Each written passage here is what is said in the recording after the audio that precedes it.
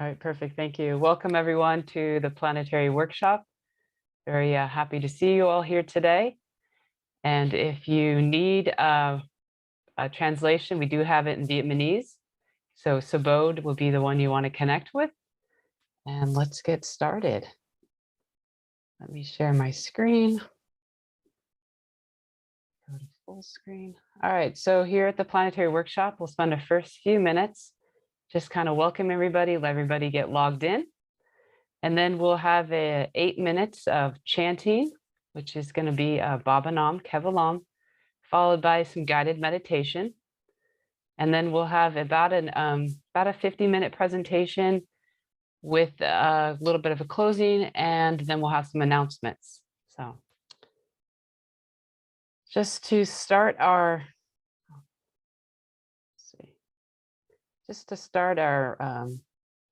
workshop off and all our live events, we just like to remind everybody that it is that PLT is an inclusive community, that we welcome people from all over the globe and people from all walks of life and people in all different parts in their meditation path or their spiritual path. And we want everyone to feel welcome. So we want to start with this quote from Sri Sri Anandamurti. It is our duty to accelerate the speed of human progress. Your endless efforts to broaden and smoothen the path of human movement will render our present existence and your future history inestimable. And before we start our meditation, our Kiirtan also, when we get started the presentation, it'd be great if everybody can also log in to menti.com. And I believe Ashita will share she already has shared the code and the everything you need to be, because it will be a little bit of an interactive presentation. So enjoy the meditation, and I will see you afterwards. Thank you.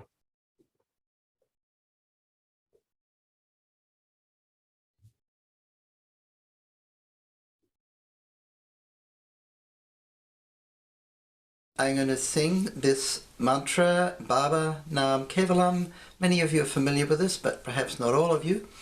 And it means only the feeling of limitless love. So you can just sit straight and close your eyes, and my friend here is going to accompany me. I think you've all probably got your microphones off by default, which is good because I love singing with people, but over the internet it doesn't work. So you're welcome to sing, but keep your mics off, please. And yeah, just sit straight and close your eyes, and we're just going to have a very short chanting and then silent meditation.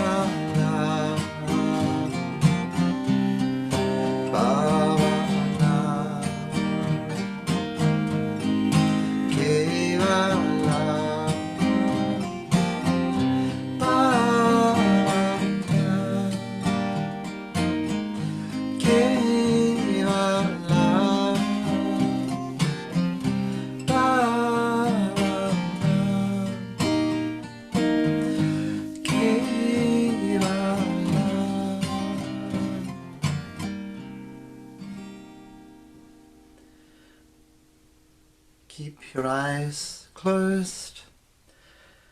Sit straight and breathe through your nose if you can comfortably. Let the mantra Baba Nam Kevalam continue in your mind with the music. And just focus on the idea behind that, this feeling of limitless love. And connect to the source of love within you. We'll meditate on that silently for just a couple of minutes.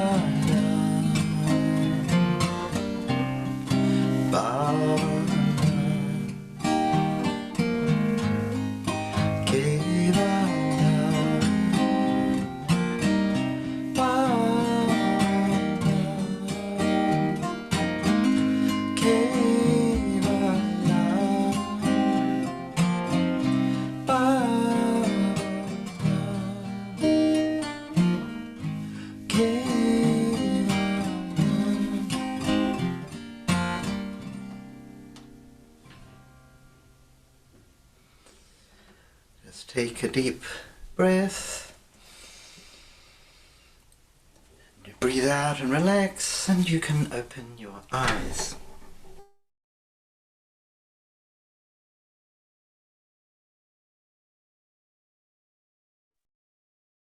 All right, so just want to welcome everyone to our workshop today.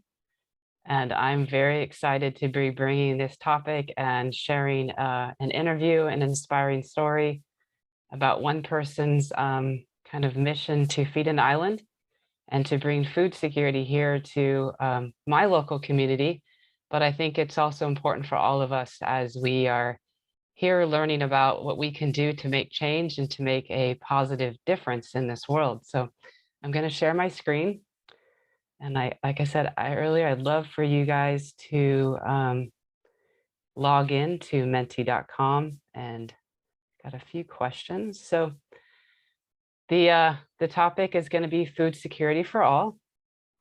And I would just like to start and see how many of you know what food security means.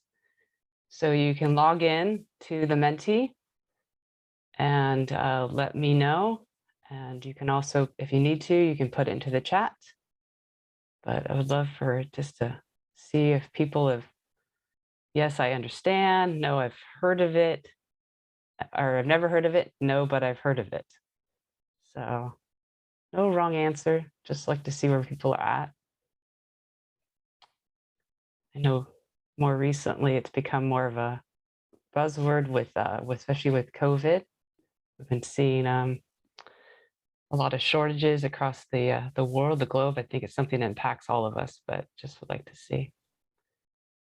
All right, give everybody another couple seconds. Again, you can use the code, and also you can use the chat. So great. Let's move forward. Okay, so what is food security? Food security, as defined by the United Nations Committee on World Food Security, means that all people at all times have physical, social, and economic access to sufficient, safe, and nutritious food that meets their food preferences and dietary needs for an active and healthy lifestyle. So it's not even just about having enough food, it's about having the food that if it's your dietary needs. So ethnic food, food that if you are plant-based, those type of things, those are important. So it's not just about having access to just food, it's having the access to healthy food so that we can have a positive, healthy lifestyle. So that's really important to understand. Another question is about how many people globally faced food hunger in 2020. So I'd like to see if you guys, so the choices are 400 to 500 million, 500 to 650 million, 700 to 800 million.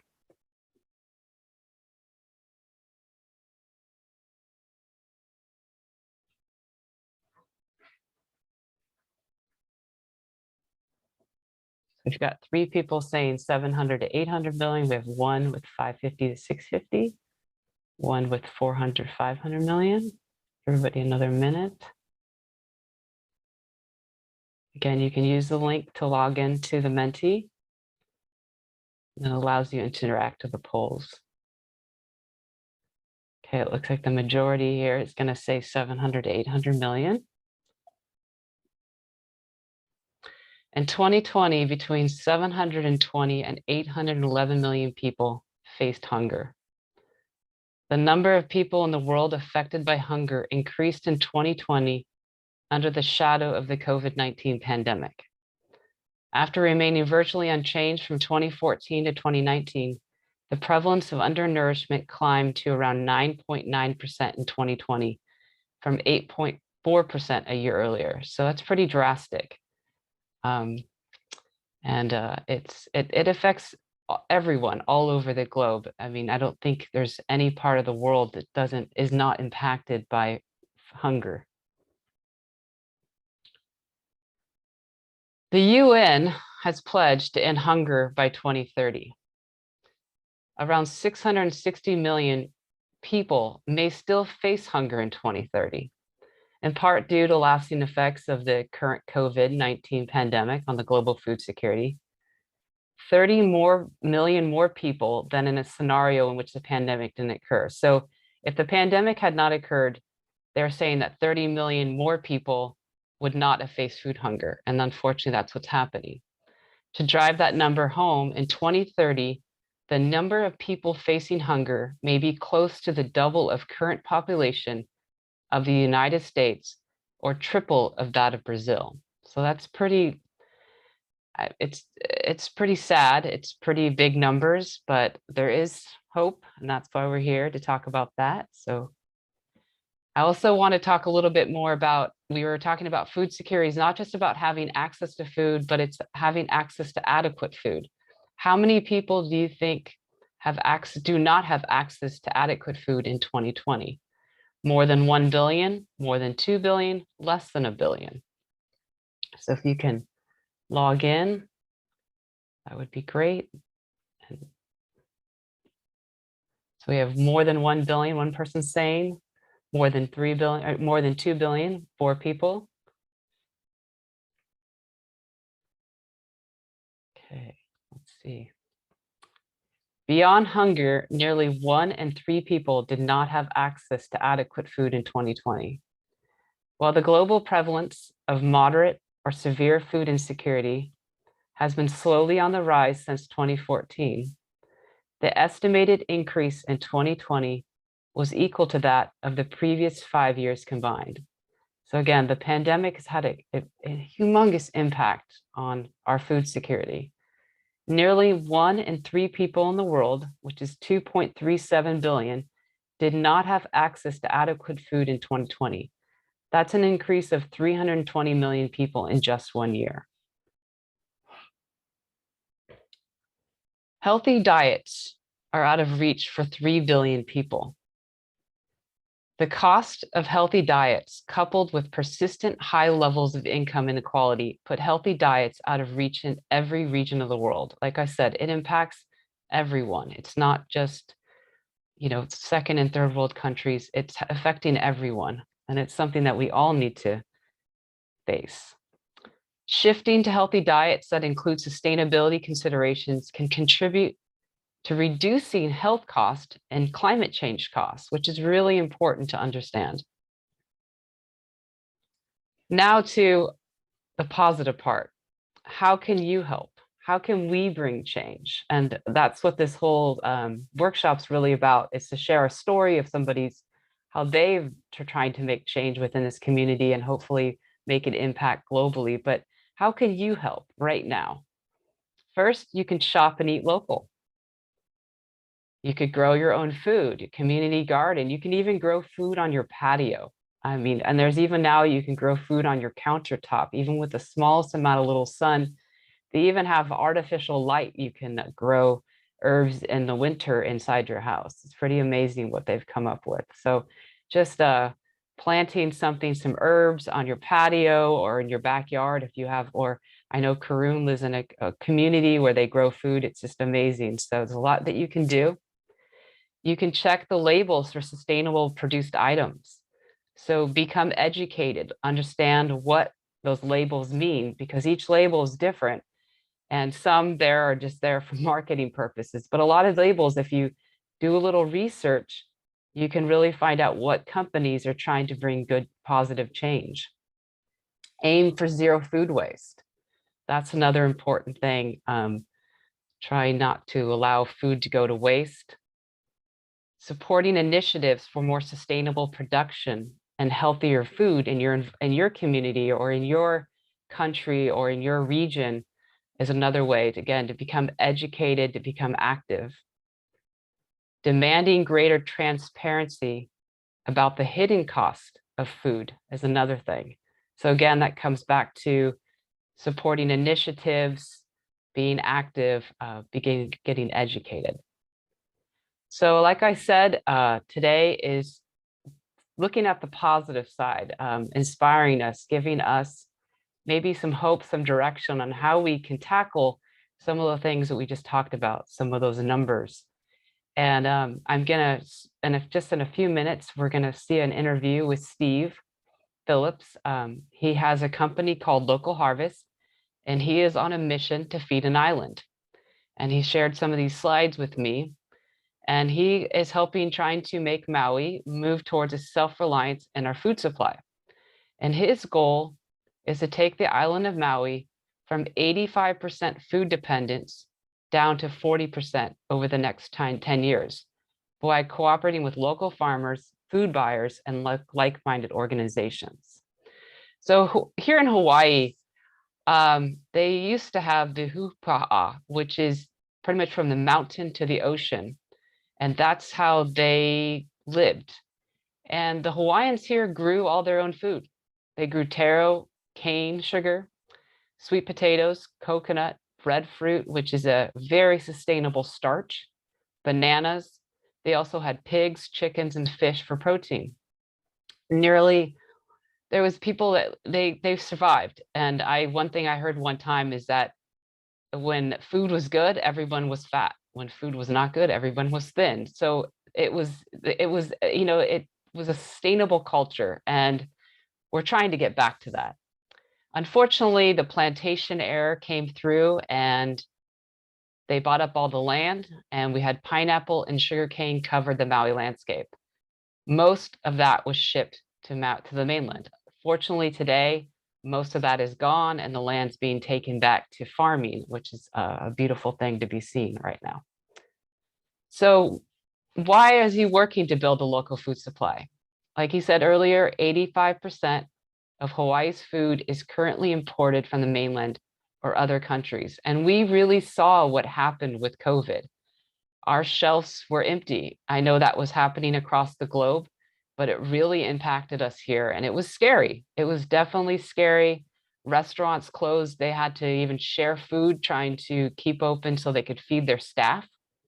So it's really important, I think, here, but I think it's important in all our communities and globally. And he also talks about PROUT. So PROUT is the progressive utilization theory that states that the basic necessities of life should be provided locally. Food is one of the most basics. Local food means food security, strong local economy, and fresher, more nutritional food. 4 avenues to build the local food supply. One is wholesale distribution of local produce to stores, restaurants, and schools. I always love to hear when I hear farm to table, it's happening at the different schools.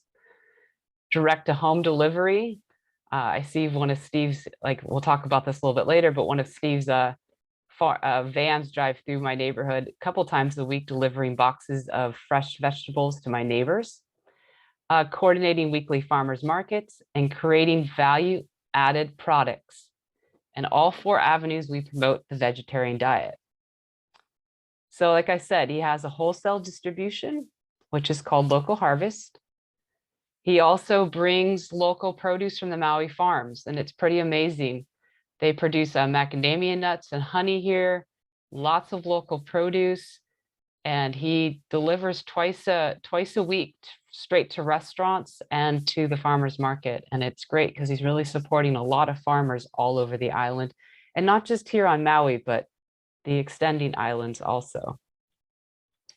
Like he delivers to the stores and restaurants, and it's really literally, I was just talking earlier, they pick it the night before and it gets delivered to the restaurant that morning. So it's really amazing what they're accomplishing here. They also, what I said, they have the home delivery, which is the island fresh delivery. And at this point, they're delivering to over 300 homes. And I know that's growing all the time.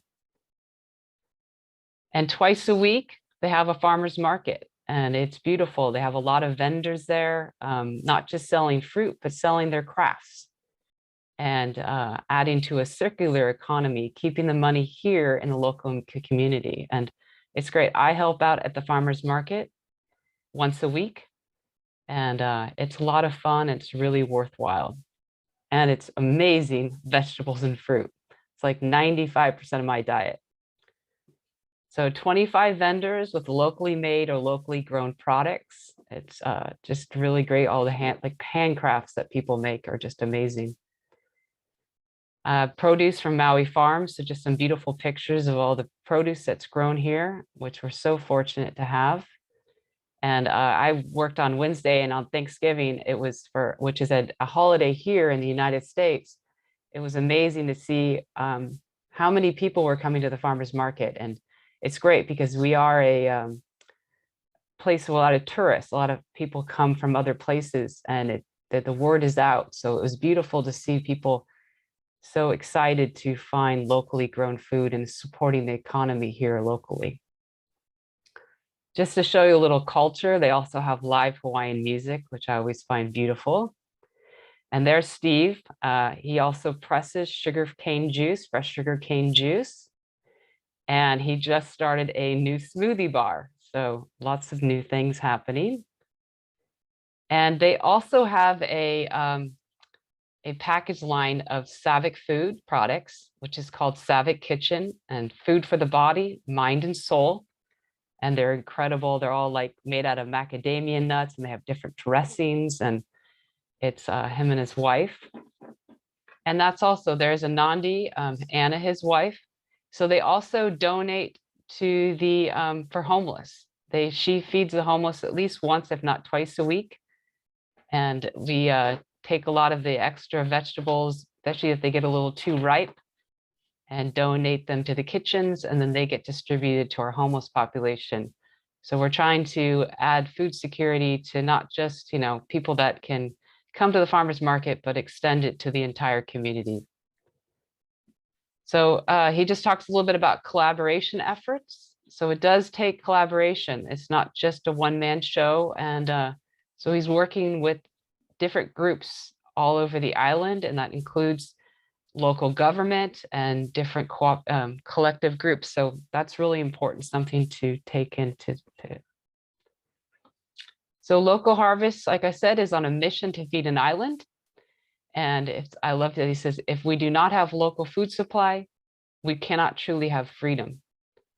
To make that happen, all we need is for people to put their words into action, and the rest will happen. Shop local, the revolution starts with you. So I'm going to stop my share, and we're going to share the video of my interview with Steve, and then Steve will be joining us at the end for some Q&A. So if you've got some questions at the end, please hold on to those, and we're going to share the interview, and I hope you enjoy the interview.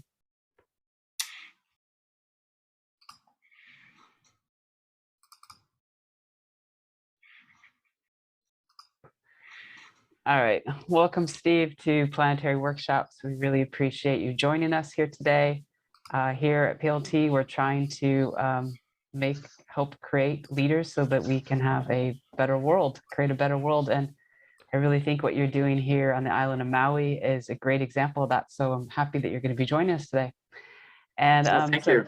Yeah, so could you tell me, so Steve and his wife run a company called Local Harvest, and they also run a farmer's market and do a lot more than that. So I'm going to let Steve tell us all about that. So could you tell us a little bit, Steve, about a little bit about your background and your history and how you ended up here in Maui and starting Local Harvest? Sure. Well, I think it all kind of began when I was learned to do meditation, and the founder of that meditation organization was not a normal type meditation teacher. So he had other ideas in mind other than just doing meditation, yoga, and enjoying life. So one of those things was an organization he created called PROUT, which is Progressive Utilization Theory. And in that organization, he said that all people, and actually plants and animals too, should have all their minimum necessities met on a local level. And this was not long after I started doing meditation, probably within a year. And so this kind of caught my attention because I'd had thoughts about this kind of thing in the past. Why do some people have a lot and some don't have much, and some don't even have their minimum needs met? So, well, this resonates with me. I think I could probably help in this area. So the thing that I focused on a lot in my career was making local food more accessible to everyone. And I did this in different ways, but working with cooperatives a lot, I did,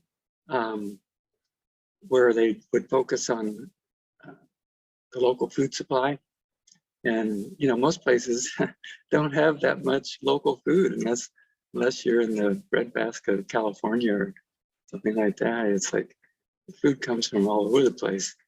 And if there's ever any issues, then it could be hard to get what you need. But anyway, there's a lot of reasons for that. So that's just some of my background as far as I've worked with manufacturing companies, with distribution companies, with retailing, and have a pretty wide range of experience. And then so when I came to Maui, I thought, well, I could use all that experience and try to do something good here. So maybe that answers the first question, hopefully. That's wonderful. That's wonderful. And so you came to Maui how long ago? It's been about 13 years. Okay. And yeah, the reason I came here, I guess, was I had been working in Colorado for, I was actually doing framing artwork. That's kind of what I ended up with after various other things didn't work out. And but I was applying for a part-time job just to supplement our income, and I saw this ad for a natural food store manager in Hawaii. Oh, wow. And that was being advertised in Colorado. So I said, okay, let me apply for that.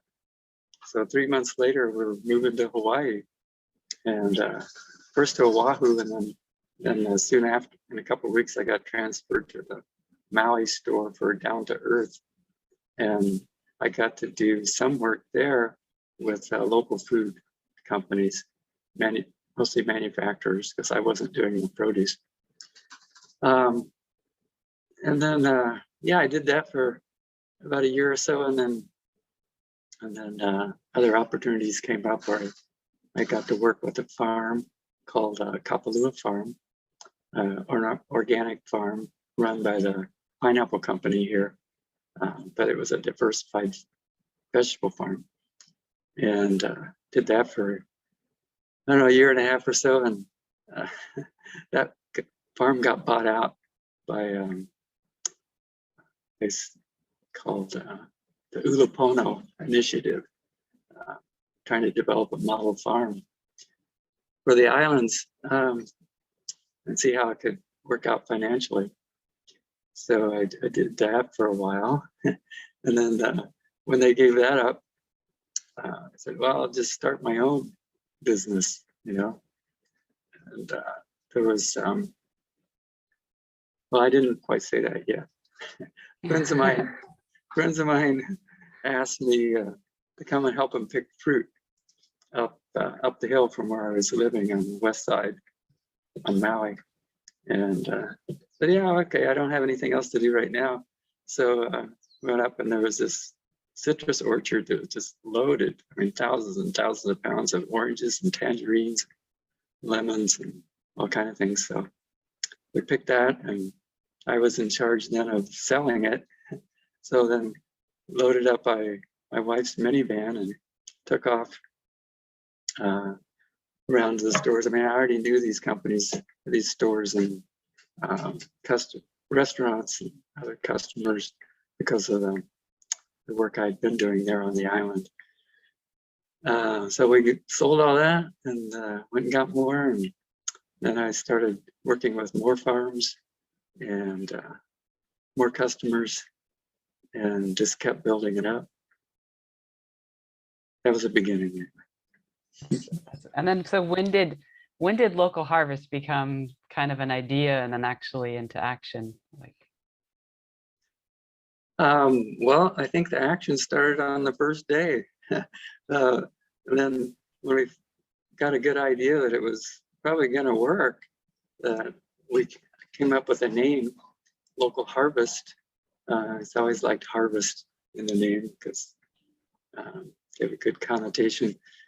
And as far as I wanted to make sure the local was the main focus, because our mission was to build a local food supply.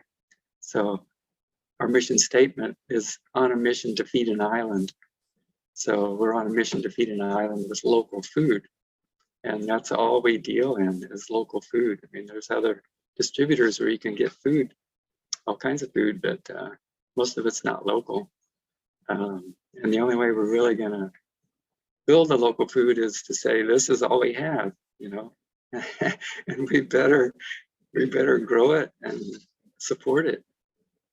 Because someday, as we've seen most recently with the pandemic, it may very well be our only food. And I'm sure everybody likes to eat every day, so we need it. And it's beautiful what you bring to the farmers market every Wednesday and Saturday. I'm always so amazed and impressed. And the other day, you and I were just talking about how blessed we were to have all this here, that the fact that you're bringing it to one local centered market is amazing. And you talked a little bit about your mission for Local Harvest, and I think you touched on your mission for Maui, but do you have a mission like in mind? I know I've read some stuff about, you were talking about helping us to become more food sustainable, more food secure here on the island. Could you talk a little bit about that? Yeah, I mean, I'll just say there's 3 reasons I think for building local food and becoming more self-reliant. One is the food security. You know, like I said, we're the most remote landmass on the planet, and if there's a disruption in the food supply chain, then we'd probably be the last one to get food. But also there's local economy. I mean, the more we spend here locally, the better off all the residents are, because that money keeps circulating. I mean, research has shown that money spent locally may go around 5 times before it's done, you know, or even more. And the money sent to an online company on the mainland or wherever, or, well, I just say spent online is worth pretty much 0 to a local economy. And money spent at a large corporation store and on the island is worth maybe out of $1, maybe 20 cents. And out of $1 spent locally with a local company, a local farm, whatever, it can be worth up to $5. So your money goes along a lot longer. But also then there's the 3rd aspect is freshness and nutrition. I mean, you have food that's harvested one day and it's on your table the next day, you know, and compared to how many thousands of miles was it shipped, and how long was it on the plane or the boat before it got to you, and then how long did it sit in the store, you know? So how much nutrition is left? Not very much. So, but as far as food security, that's probably the most pressing need right now, because I believe that unless you have your own basic needs met locally, especially food, which is the most basic, you don't really have freedom, you know? I mean, you don't even have freedom for your life, because food and water is life. And we need that to be provided locally. I think all 3 points are really important, so especially that last point. I think that's really key. And especially like you said right now, and we're already experiencing that with the pandemic. We've already had a little peek into what the future could be holding. So I think that's really important. So you said and Local Harvest has been around for how long? Must be like 10 years. Yeah. Okay.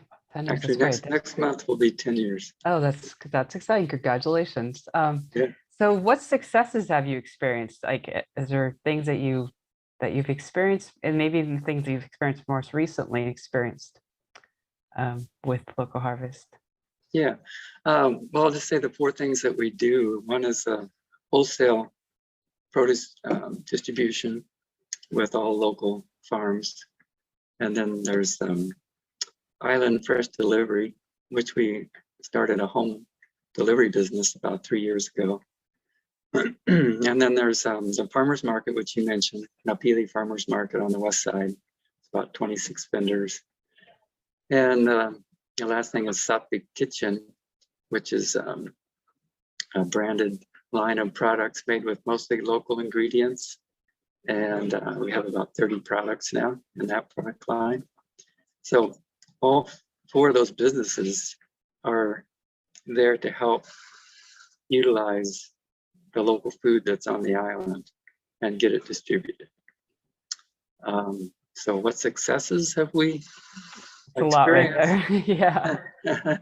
Yeah. I'd say pretty much everything we've tried. I mean, we have tried a few things that we just discontinued, but not much. I think the need is so great right now for this kind of work and this kind of local business and local products, local produce, that it's hard not to succeed. But it's not easy either. No. It's so much work, you know. Yes. So much coordination to get things to come together. I mean, you know, we have 100 customers that we're trying to satisfy with getting a consistent supply of local produce in our wholesale business. And we have 100 farms that we're trying to satisfy by selling what they have. You know, well, of course, we're not the only ones selling what they have, but we're a big part of it. And if we can't sell it, then they're not likely to grow it again. And if we start losing things in that way, then we're just taking a step backwards. You know, and we don't want to do that. Yeah, every week is a challenge, and you know, you have things like our best green bean grower on the island, or on the islands, is says he's going to stop growing green beans because every time now the deer come and eat it. Like, there's been a drought, there's not enough food, wild food for the deer, so they come and eat the crops. And it's not the only grower, and it's not the only crop, you know, it's being eaten. It's broccolini and lettuce and spinach and different things, you know. So we're finding out what the deer like best and what they don't like. What we all like too. Yeah. So this grower is going to focus on things that the deer don't eat, like bananas and ginger and things like that. But, you know, it would be a sad island with no green beans. I agree. There's just so much that's being sold and so much needed. So we need to find solutions for things like that. And yeah, and how do you find those solutions? How are you? Is there? And you sound like it sounds like that was my next question. It's like some challenges. You know, you talked about your successes, and now you're kind of touching on the challenges. And how do you overcome those challenges, or how have you? Well, I mean, I can't really overcome that specific challenge very easily. I mean, it's a group effort, I think, you know. But one thing we do is try to work with several different growers for each item, like maybe 3-4 growers, because they're not all, you know, one grower is not going to have it all the time. It's just the way it is. Depends on their location on the island, the weather patterns, and just the crop grew slower than they thought, and the next crop's not ready yet, and they ran out of the first crop. So various things, but so it's good for us as a distributor to work with several growers for each item, and that helps us provide consistency, which helps the customer, and then helps the grower too, because people are going to continue to buy local food because it's available, right? Absolutely. But the thing with the animals, and it's not just the deer, it's the pigs and any other birds, you know, that destroy crops. You know, some farms have found solutions. You know, they net the crop so that the birds can't get in, or they fence it off. But even fences don't keep the animals out for a long time. Eventually they'll find a way in. So I think people, we just need to put our heads together, you know, the farming organizations and the Department of Agriculture and the farms, and come up with solutions that can work. I think that's great. That's important. Yes, island without green beans, I agree with you, would be a hard go. So we're talking right now about Maui, an island that is out in the middle of the Pacific. But how do you think what you're trying to accomplish here on Maui, what you have accomplished, and what the effort that's going here could be on a global scale? Like, how do you think this is having an impact, or could it have an impact on a global scale? Well, I mean, I don't know if it's going to have an impact on a global scale. For one, it depends on how successful we are in the end. I mean, right now it's hard to measure because there aren't a lot of measuring sticks. You know, we don't know exactly what percent of the food supply we're supplying locally, and how much we need locally, and how we're going to measure it going forward. You know, that's something that I met with somebody with this morning. We need to get that information so we can see where we are and where we're moving. We're moving forward or backward. And then if we ever are very successful in becoming self-reliant in our food supply as an island or as a group of islands, then yeah, maybe what we've done could be used as an example to expand in other parts of the world. We do have some unfair advantages as far as our growing season. We have a year-round growing season, and some things grow better than others in different seasons, but we could have food all year long grown here. And there's places where the weather maybe doesn't permit that, unless they have a lot of greenhouses or something that would help in that way, which they could, you know, at least have some basic foods growing most of the year, or stored, you know, canned or frozen or whatever, dried, whatever storage methods might be available. For sure, could be done. Yeah, that's true. That is true. It's good to talk about the environment and that everywhere is a little bit different. And that moving away a little bit from the global, then more about how would you advise others to start working in their, you know, we're really here at PLT, and I think kind of for a lot of us is, you know, think globally but act locally. And how could people in their own community work towards becoming more food sustainable? And, you know, you talked earlier about food security in their own community. What are some active steps that they could take? Or do you have some suggestions? Yeah. Well, I mean, first the change starts in people's minds, right? So they have to understand the importance and talk about it, plan, meet as groups to decide, okay, where are we at in our local food supply? What can be done? You know, who are the farmers, and what is the market? Can we go out and talk to the market? Can we say, hey, you know, or where is your local food dish here at the restaurant? Where's your local food section in the supermarket? How many farms does your store, how many local farms does your store work with in your natural food store? Is there a farmers cooperative here that works together? Are there grants for local farms to expand? You know, so many questions to be answered first, and so much energy to put the word out. You know, put the word out on social media, wherever. start a farm, grow your own food, grow your own food in your backyard. The more food that we grow, the better. Even if it's in a pot, if you're in an apartment, grow as much food as you can, help the farmers that are growing a lot of food, and talk about it, meet, organize. Yeah, I did see a lot during the pandemic. There was a lot of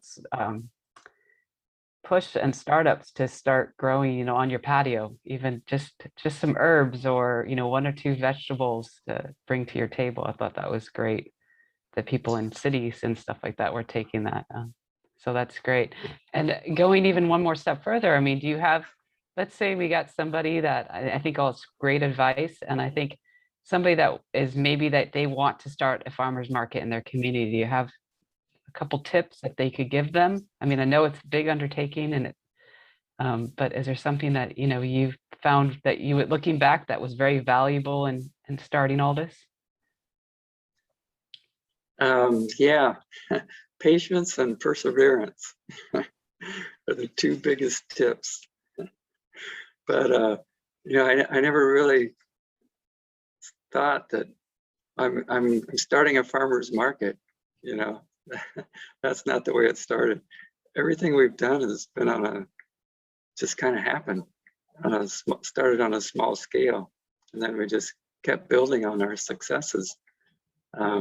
My daughter and I started a little farm stand on the corner here in Napili, because we were working with the farm, thinking, okay, yeah, let's put the vegetables out here. And we started getting customers, and people liked the produce. And then another vendor came and said, hey, can we join you? And I said, yeah, sure. And then we had 3 or 4 vendors then, and we built a little bigger space, parking lot next to a building, and then said, oh, we put I don't know how much we didn't put the word out much, but more vendors kept coming, and more shoppers kept coming, and it just kept growing. And now, and we're still not that big, with 26 vendors or so, and we have a great variety of products here, from produce to crafts to smoothie bar, and breads, really good breads. Yeah, so it's a lot of fun, and we have live music. People come as a community. We our tagline for Napili Farmers Market is cultivating community. So it's the food, but it's also people coming together, and that's what they really enjoy. And we're supporting local business. Like I said, you spend $1 in the local economy, it's worth at least $5 to the local economy. So the more we do that, the better off everyone's going to be. But as far as starting it, if you're going to go out and say, I'm starting a farmer's market, then you want to find out who all the farms are, for one. And do they need another farmer's market? Or is there one already, or is there not? And then if the farms are interested, and you feel like the neighborhood or the people are interested, then you go look for a location. You find somebody who's sympathetic to that cause, who cares about the local food market. And they may want some money for it, but probably not a lot. And then you write up a set of guidelines. If you want to borrow my guidelines, I can send you the guidelines that we've developed over a few years to try to keep things in line, keep everybody. You want to keep the vendors happy, you want to keep the customers happy, you want to keep the farmers happy. That's all it is. That's why you need guidelines. And yeah, so I think if somebody wants to do that, it's great fun, and you should do it. That's fantastic. I think patience and perseverance is really important too. I think with starting up anything, but especially something like that. That's great. And I think just last, you already kind of covered this already, but do you have any advice for all of us as even as general consumers? You touched a little bit on Prout, on the progressive utilization theory. You talked a little bit about, local economy, and you talked about food security and food sustainability. But just, I think you did talk a little bit about, asking, researching where our food is coming from and asking our markets, like where's the local area of the market. Is there any other advice you have for us as general consumers and as people that are interested in making change in this world and want a better world, that you could give us any advice before you say goodbye today? That'd be great. Yeah, just stand up for the cause, I mean, this has to happen as soon as possible, and everyone who can put energy into it will make it happen faster. So I think just coming together in groups with your ideas and focusing on certain things you can all do together would speed up the process also. And anytime you see somebody growing food, whether it's for themselves or for the local community, you got to support that. You got to give them emotional support. You got to give them financial support, any support that you can, because that's our lifeline. We have to support it, and especially locally. Thank you. Thank you. I think that's wonderful advice. And thank you, Steve, for joining us today. And thank you for what you're doing here for Maui. I appreciate it as a resident of Maui, so I'm enjoying it. And thanks again for joining the Planetary Workshop with us today. Really appreciate it. Well, thanks very much for the opportunity. Yeah. Thank you. Yes.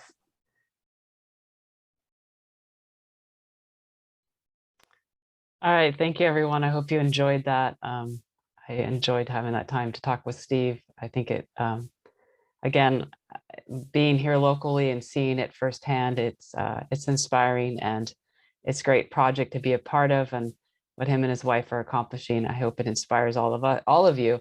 And that's what I would like to ask you now is a question. So I'm going to share my screen so we can use the Menti. You can also use the chat. Thinking about what we were just talking about, different ways that we can work towards making our food security here, locally, globally. We talked about you can grow your own food, shopping local, cutting down waste.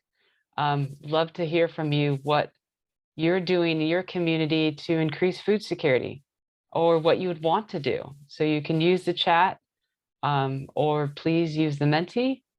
And would love to hear some thoughts from all of you.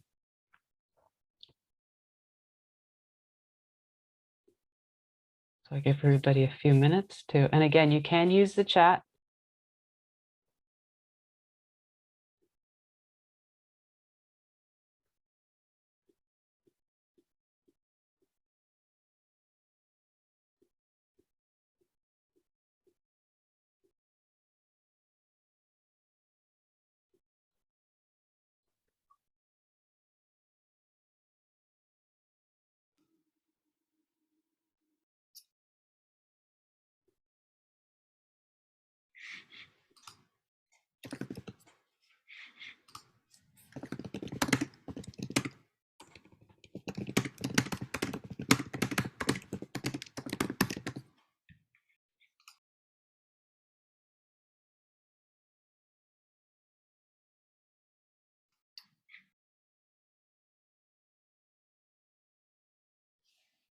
I tried to type in that I'm, as Krishna Prema mentioned, I'm fortunate to live in a place where we have a garden space and I can grow some of my own food or help grow it with others. I tried to type that in and it's not showing up on her screen. It's not. Yes, me too. It's not showing. Let me see, hold on. Why is it not? It must be in the right place. Voting is closed. Please wait or ask presenter to open voting. Maybe you need to restart something. Huh. Okay. Let me. Let me stop share. And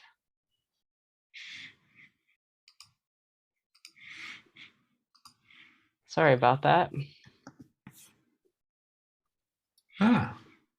One of our Vietnamese friends grows vegetables in styrofoam. I assume he means small containers, That's wonderful. small pots. Yeah. Okay. Opening it all back up. Kalyani shops and grows organics. Supports pollinators, avoiding pesticides. Oh yeah, avoiding those. The one you mentioned is particularly good. The world is losing bees. Bees are very important to us. Yeah, I don't know why it's not opening.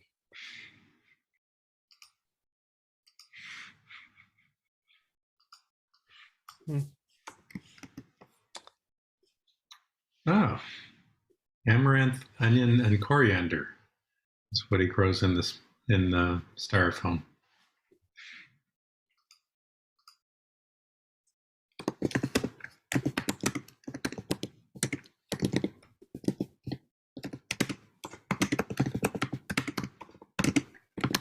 Okay, now I've got it. Sorry about that, everyone. I must have clicked the wrong button. So I'm going to share my screen again and let everybody see answers. Apologize for that. Ah, there we go. There we go. So I've got growing some food in my garden, which is great. I confess that I'm not doing much right now, but today I was very inspired to start doing. That's great. Shop at the local co-op. I became a member recently. That's wonderful. It's a really great place to start. Great place to do your shopping. Supporting local farmers markets and local stores, always fantastic.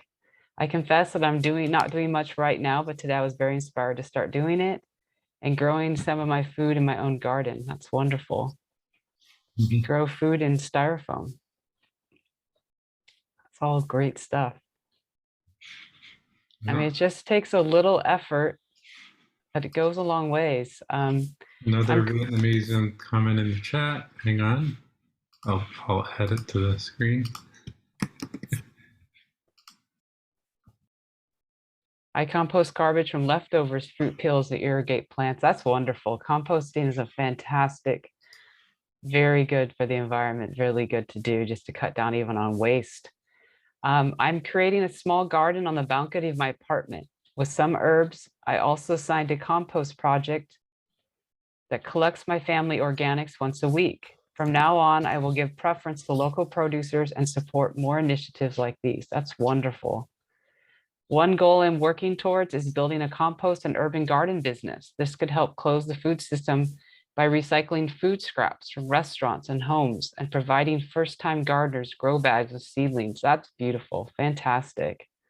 Really applaud all of these. That's great.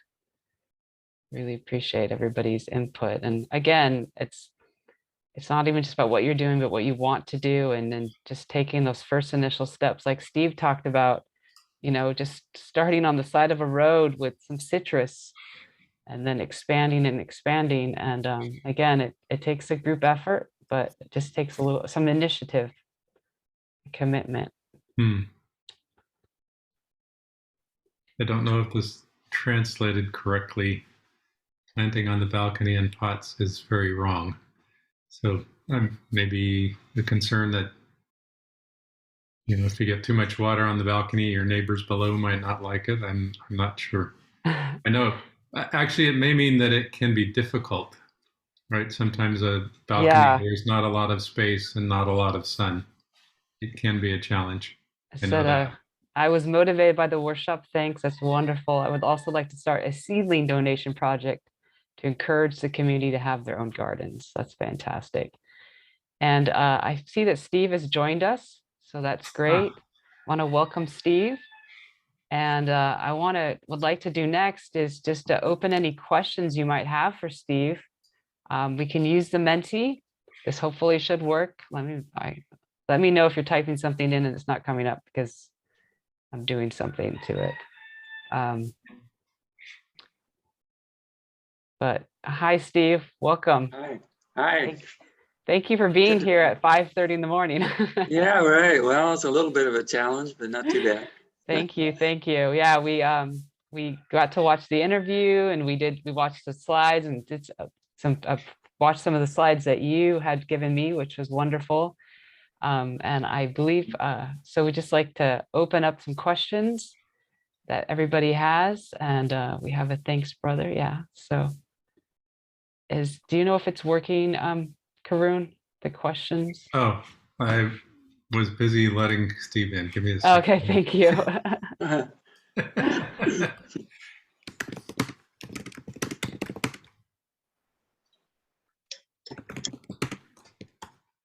Uh,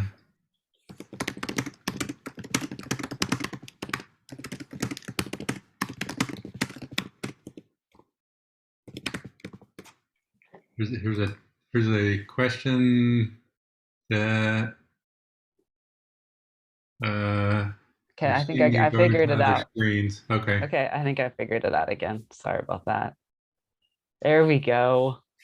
Yeah.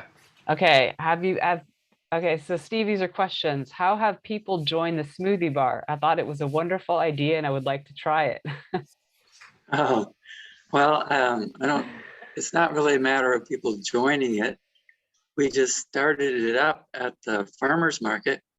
And because, especially tourists, they're always wanting locally grown produce. So, well, let's just get a lot of produce and mix them all together. And it's been really popular. So it's kind of added another part of the business at the farmer's market. We sell about 90 smoothies in the morning, something like that. And people love it because we use all fresh fruits. For the most part, once in a while we may have to get something frozen if we can't find it fresh, but and we don't put any ice. It's all pure healthy fruits from the local farms. Yeah, they're fantastic. I've had a couple samples, so it's great. Next question is, where do you get the energy to keep doing all the work, all this work? I don't know. It's the Lord's grace, I guess. I was maybe kind of a late bloomer in trying to start my own things. We started the business when I was 60, and I don't know, I had always worked for others, and that just didn't seem to be working out anymore. So finally got to try all the ideas that I had that no one would let me do when I was working for someone else. And they've all worked out pretty well. I mean, not everything is successful, but it's just, I think the energy also comes from the people that we work with and we work for, because we're doing things that people want to see happen. So it's kind of hard to stop. I keep getting new ideas, things to do, and my wife says, no, we can't do more. That's too much. But anyway, we just keep moving along, and as long as people support it, we'll keep doing it. Fantastic. Another question is, when starting out your business and cooperative enterprises, how did you achieve funding? Oh, well, I borrowed $500 from a friend who was helping me pick fruit, and that was it. That was the investment. And I used my wife's minivan to get started. That was the transportation and the warehouse and everything. And then we also used our closet in our condo to store some fruits. But when it spilled out into the dining room and the living room, then my wife and Andy said, okay, you got to get a place, So then we rented a room in a building and moved everything there. And then it just kept, step by step grew from there. So, I think it's, you know, I started businesses before where there was a lot of investment and bought a lot of equipment and all these things, but I think the better way to do it is just start small, and if it's the right thing, it'll keep growing. People will keep supporting it. And just keep doing your meditation. That's the key. I guess that's where most of the energy really comes from, is going deep inside and getting in touch with the source of energy. I think that's important. That's great. I love what Karun said. Just because someone is 60 does not mean they're old. Your 60s and 70s can be your most productive years because you have so much experience. I think that's really important. Hey, good point. I like that. Yeah, that's great. Well, yeah, no, yeah, I think Steve, that one thing I'm not sure if you caught, a lot of people, we had a question about, you know, what are you doing and what would you like to be doing? And a lot of people were inspired by today's workshop and inspired by what you have done and what you were talking about. And so we really appreciate that. Like I said, I really appreciate being here locally to be able to enjoy the benefits. So that's fantastic. Is there anything else you want to add, Steve? I don't know. I think just when you have an idea to do something good for this world, you know, good for humanity, know that some higher source is going to help with that. You know, if you come about it in a humble way and keep doing your meditation, and get support from those around you, then I think you can accomplish almost anything. You know, I never thought that something I started couldn't work, couldn't be successful. So that's it. You got to have a positive attitude and keep moving forward. I think that's really a valuable statement. Thank you. And somebody asked, do the projects have social networks? Does Local Harvest and Savick Kitchen have a social network? You mean as far as social media? Are you on like social media? Yeah, yeah. we have Facebook and Instagram, and okay, we'll make sure we share that within our community. We have websites for the 4 different businesses. I don't know if you shared that or not. We will. We definitely will. Thank you. Thank you. Yep. All right. Thank you, Steve. And again, thank you for getting up this morning. And this person said, thank you so much for the great inspiration. Yes, it was very inspiring. And thank you. Yeah, this has been a beautiful time. So we appreciate your time and appreciate everybody being here.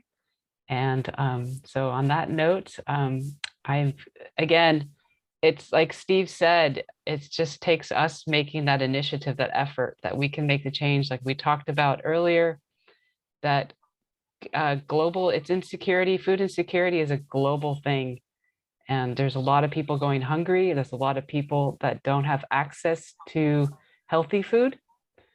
And it's not going anywhere anytime soon. It's something that we all need to do something about and bring positive change. And Steve, I believe, gave us an kind of a bird's eye view of what we could do on a local level, just by taking a little bit of initiative, taking effort, and bringing forth some positive change and being active in our communities. So acting, thinking globally, but acting locally. So again, thank you again.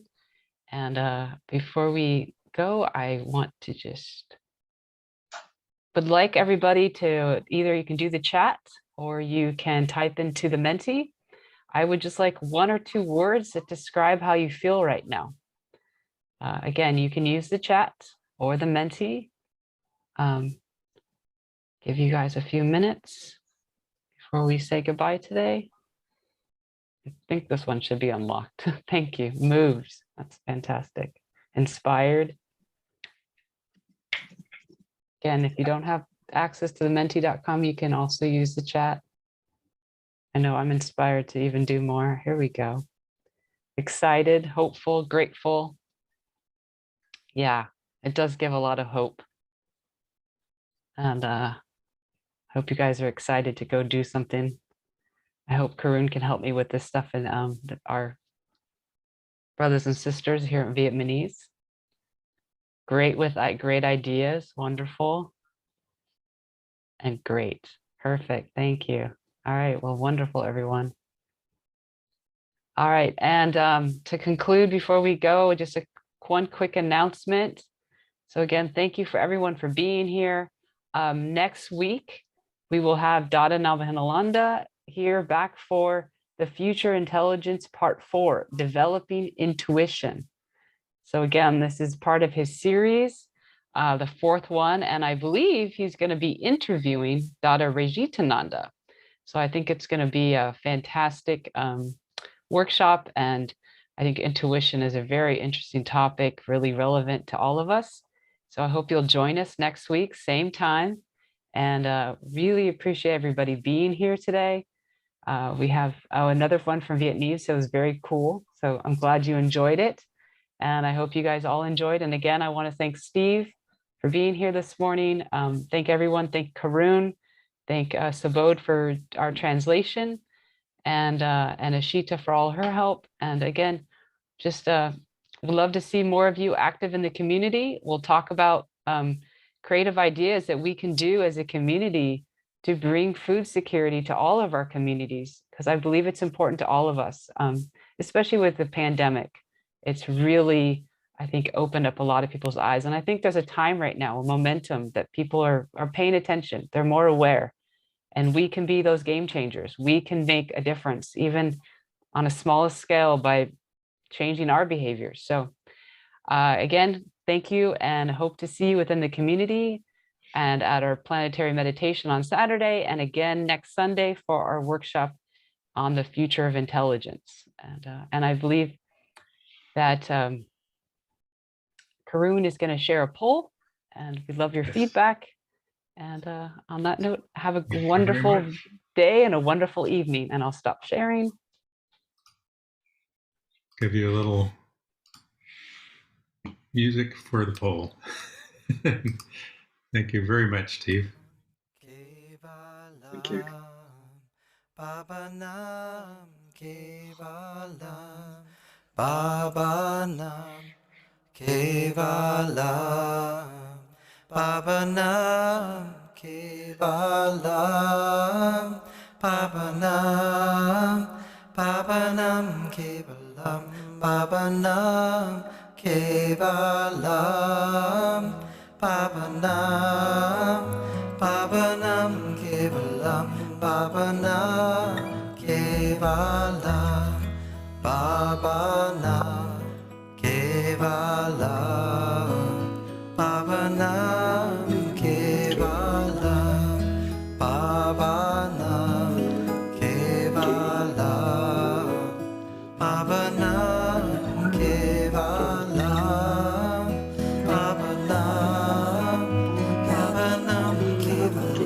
Baba Nam Kevalam, Baba